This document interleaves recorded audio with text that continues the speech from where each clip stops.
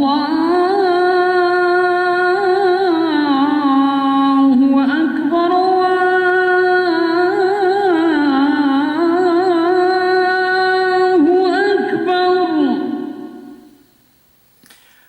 everyone to my channel called Harbi Kafir, brought to you by the Dar el Harb Center for Islamic Studies and me, your host, Harbi Kafir.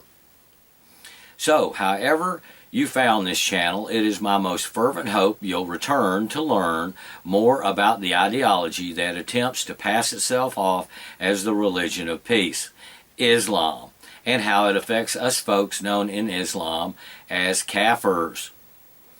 This time, I will again critique a couple of shows that the mainstream media has used to give the public a distorted representation of a controversial subject in the recent past, because these shows are now available widely on the plethora of new digital TV channels hitting the airwaves, and of course on our old friend YouTube. First off, for a little closure on the last critique of a PBS show, The Great Muslim American Road Trip, it ended in its third and last episode much the way it had traveled westward on Route 66, with much fluff and no substance. They even get another chance to misquote the word from their God on the killing of one person that I have already covered in a previous episode. The last episode did not save the Great Muslim American Road Trip, so I cannot recommend it to learn about Islam. But on to other matters. That being two A&E and History Channel productions from way back then, when the programming was based around arts, entertainment, and history. Wow, what a concept.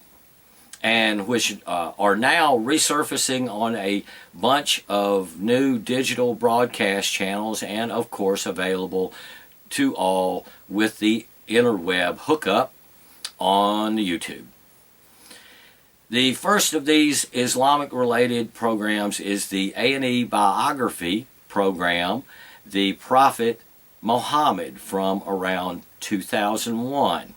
I found this one on YouTube after seeing ads on the new Story History Knockoff channel for biblical biographies. And so I figured if there were biblical biographies, then there might be biographies of other cultures' religious figures. And I was correct, though not impressed with my findings. The script is basically the Islamic traditions, leaving out any of the controversial stuff, and cheered on by supportive talking heads. They even refer to Muhammad as a businessman, but did not even include that a business of his was the slave trade. They also mentioned Aisha, his favorite wife, but they didn't mention that she was 9 at the time their marriage was consummated. They mentioned a few battles of Muhammad's jihad, but not the disposition of those he conquered, who were in most cases enslaved or beheaded. And of course they never ever mentioned his favorite sex slave, Mary the Copt, but maybe they just counted her as one of his 11 wives. So, can I recommend this old 2001 A&E biography program about Muhammad? Begrudgingly. It is a basic outline of the Islamic traditions about their prophet, peace be upon him, but it leaves out as much as it informs. It will give you a starting point for learning about the person that came up with Allah's religion of submission, but after viewing the 43 minutes of Islamic propaganda that ended, again, by misquoting the Koran verse 532, once again about saving one life like saving mankind. Well, after you watch that, be sure to watch a few Dr. Bill Warner palate cleansers to get the taste of crap out of your head. I am a bit disappointed that this was produced by what used to be a favorite source for me of entertainment based on education. But it isn't the first time that I've seen them sanitizing a subject. So, as I said before, I begrudgingly recommend the old A&E Biography program, the Prophet Mohammed.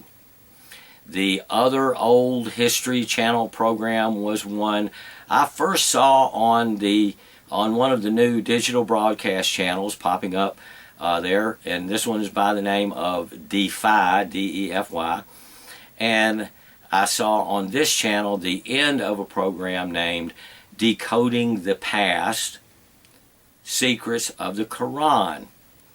So, sounded interesting, so I looked it up on YouTube and viewed the two-part program about the primary source of Islam.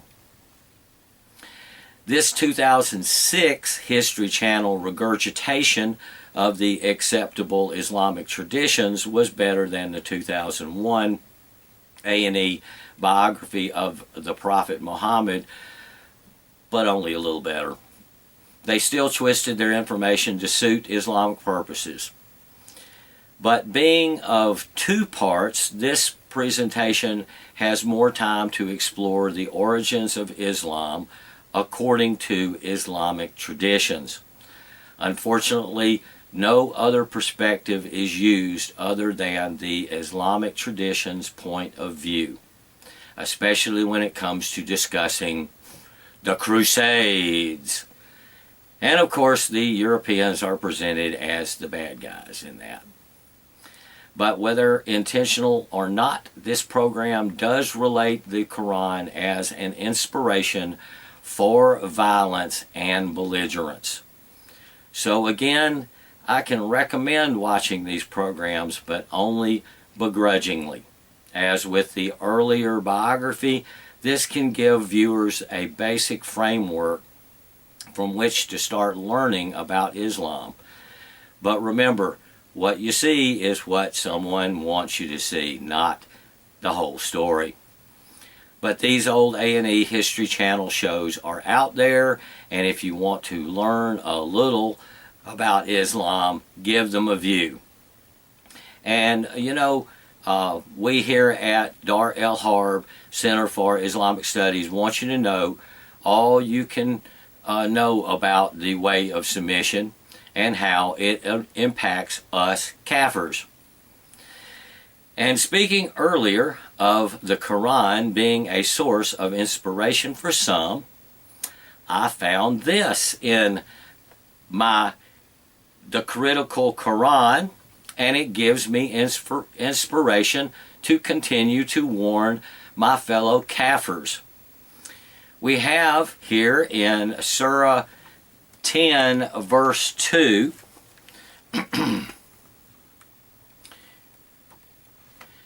Surah 10 verse 2, in which Allah asks, "Is it surprising for mankind that we have inspired a man among them, saying, 'Warn mankind and bring to those who believe the good news that they have a sure footing with their Lord?'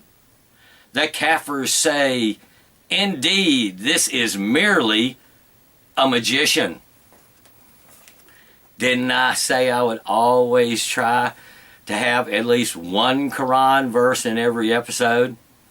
So with that one, I would like to thank you for spending your time watching this video. And until the next time you watch, please remember, know Islam, my fellow Kafirs, so there is no submission. Allah